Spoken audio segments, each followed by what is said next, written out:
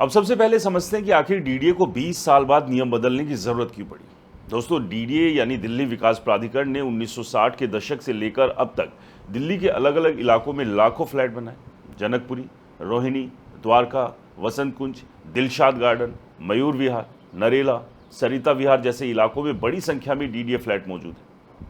अनुमान है कि दिल्ली में आज करीब 15 लाख से अधिक डीडीए फ्लैट हैं और इनमें रहने वाले परिवारों की ज़रूरत पिछले 20 साल में पूरी तरह बदल चुकी है। जब 2005 के अल्ट्रेशन पॉलिसी बनाई गई थी, तब ना इलेक्ट्रिकल कारों का चलन था, ना हर घर में सोलर पैनल लगाने की सोच थी, ना बुजुर्गों और दिव्यांगों के लिए एक्सेसिबिलिटी पर इतना जोर था। लेकिन नियम वही पुराने थे। एक साधारण बदलाव के लिए भी आवेदन दीजिए, फाइल लगाइए, इंजीनियर का निरीक्षण कराइए, महीनों इंतजार कीजिए। नतीजा क्या हुआ?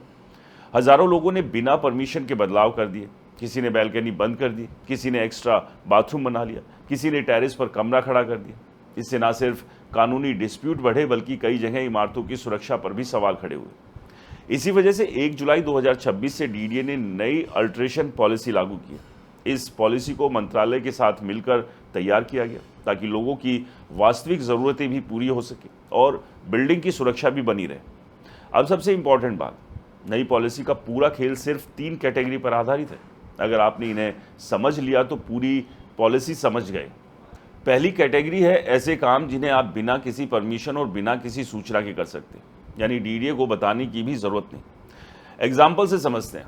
अगर आप अपने घर में नई टाइल्स लगवाना चाहते हैं, फर्श बदलना चाहते हैं, पेंट कराना चाहते हैं, पुराने दरवाजे और खिड़कियां उसी आकार में बदलना चाहते हैं, नॉन स्ट्रक्चरल पार्टीशन रखना चाहते हैं या सिर्फ इंटीरियर बदलना चाहते हैं, तो अब इसके लिए डीडीए के चक्कर लगाने की ज़रूरत नहीं।